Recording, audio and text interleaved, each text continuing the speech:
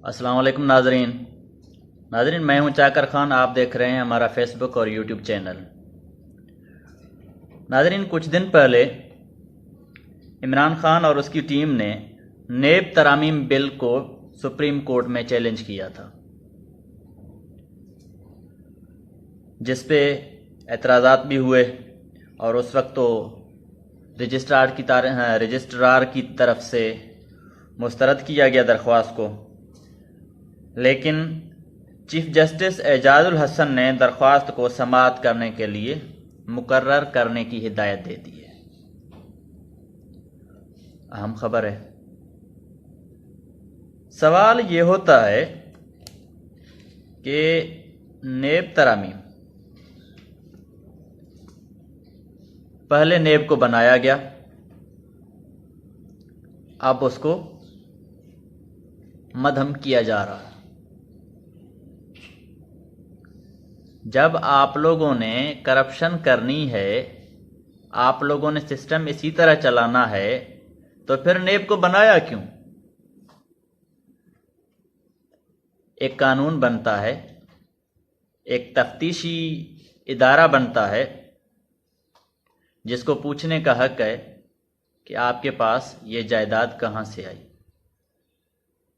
और आप अरबों रुपयों के मालिक कहाँ से हुए।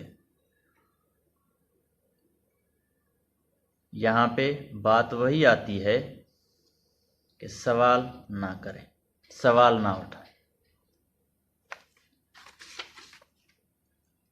इमरान खान ने एक बड़ा दिलचस्प जुमला बोला है। क्या इन चोरों को पकड़ने का ठेका सिर्फ इमरान खान का है या सिर्फ पीटीआई का है?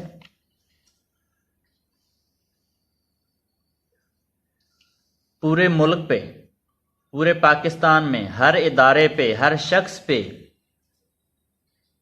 ये लाजिम होता है कि वो आवाज़ उठाए कि इस तरह की चीज़ों को बंद करें। ये नहीं चलेगा कि पाकिस्तान को आप दिन ब दिन डुबे जा रहे हैं। आप हर चीज़ में, हर मामले में सिर्फ अपने आप को डिफेंस दे रहे हैं।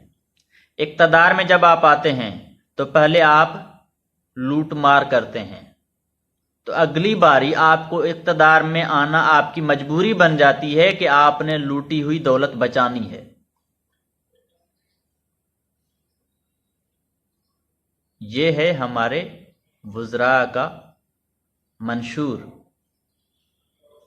पहले इक़्तिदार में आना है, लूट मार करनी है, दोबारा इक़्तिदार में आना है, लूटी हुई दौलत को बचाना है। कौम यहाँ पे सोने के बजाय जागे और सवाल उठाए कि हम इस पे राज़ी नहीं हैं, इस तरामीमी बिल पे हम राज़ी नहीं हैं, कौम राज़ी नहीं है। हर शख्स सवाल उठाता है और उठाएगा और उठाना चाहिए कि हम इस बिल पे राज़ी नहीं हैं। आपको जवाब देना पड़ेगा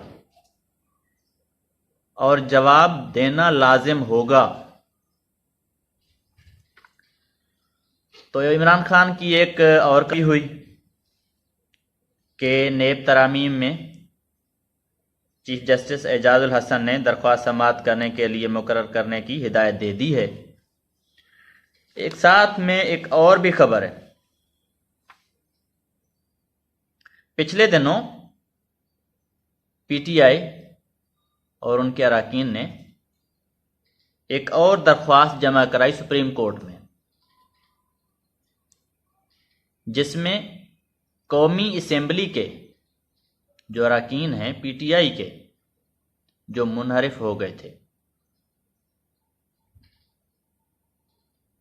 उनके डीनोटिफिकेशन की एक दरख्वास्त जमा करा दी गई थी, लेकिन वो डीनोटिफाइड नहीं हुए थे। चीफ जस्टिस उमर अता बंदयाल ने मुनहरिफ अरकान कौमी असेंबली के खिलाफ तहरीक इंसाफ की अपील समाअत करने के लिए मुकर्रर कर दी है। चीफ जस्टिस ने 3 रुकनी बेंच तश्कील दे दी है। ये भी अहम खबर है। एक कानून है, एक प्रोसेस है। आप जिस भी पार्टी की तरफ से टिकट लेके आप मुंतखब होते हैं तो उसके बाद उस पार्टी के कुछ कवानीन आपके ऊपर लागू हो जाते हैं, चाहे पीटीआई हो, चाहे नून लीग हो, चाहे पीपल्स पार्टी हो, जेयूआई हो या कोई और पार्टी, कि आप उस पे बंधे जाते हैं कि भाई आप अब इस पार्टी से मुंसलिक हैं और पार्टी का फैसला भी आपका फैसला होता है और उस फैसले के अंदर आप उनसे एतराज़ात कर सकते हैं, आप उनसे दो राय कर सकते हैं, आप उनसे बात कर सकते हैं कि जी इस तरह नहीं, इस तरह होगा, जो भी आपका पॉइंट ऑफ व्यू हो।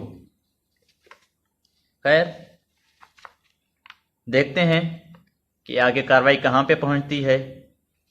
लेकिन सियासी हलचल में बड़ी चेंज आने वाली है। बड़े तजिया निगार और बड़े लोगों का कहना है कि इंशाल्लाह जुलाई के एंड में खुशखबरी कौम के लिए आएगी। महंगाई ख़त्म नहीं होनी, महंगाई यही रहेगी, महंगाई कहीं नहीं जा रही, यही रहेगी और बढ़ेगी।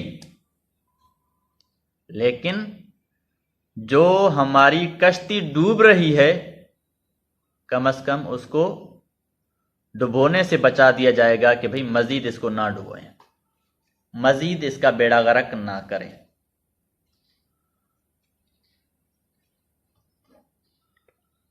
ज़राए का कहना है कि आईएमएफ ने कुछ और शराइत रख दी हैं और कड़ी शराइत रख दी। पीडीएम और हमारी जो मौजूदा इम्पोर्टेड हुकूमत है वो फंस चुके हैं।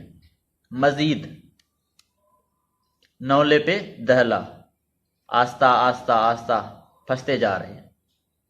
नेब तरामीम खत्म करते जा रहे हैं,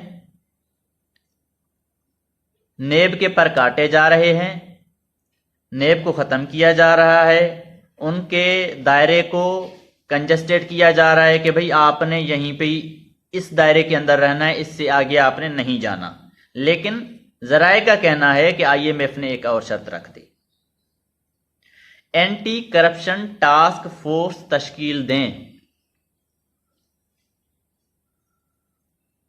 एंटी करप्शन टास्क फोर्स बनाएं जो कि एंटी हो करप्शन का, कि आप मनी लॉन्ड्रिंग और करप्शन ना करें। जब इसको तश्कील देना है तो आप नेब को मजीद तगड़ा कर देते, नेब को मजीद अख्तियारात दे देते। तो एंटी करप्शन टास्क फोर्स को तश्कील देने की क्या जरूरत थी? पाकिस्तान में अलमिया यह है कि जिसके लिए जो इदारा बनता है वही इदारा मजीद आके तबाही फेर देता है। पहले महकमा जंगलात नहीं होता था, पूरा पाकिस्तान जो है ना जंगलात से भरा हुआ था। जब से महकमा जंगलात आया तो कच्चे की आधी ज़मीन पे माशाल्लाह कब्जा खोरों ने कब्जा भी कर लिया, जंगलात भी ख़त्म हो गए।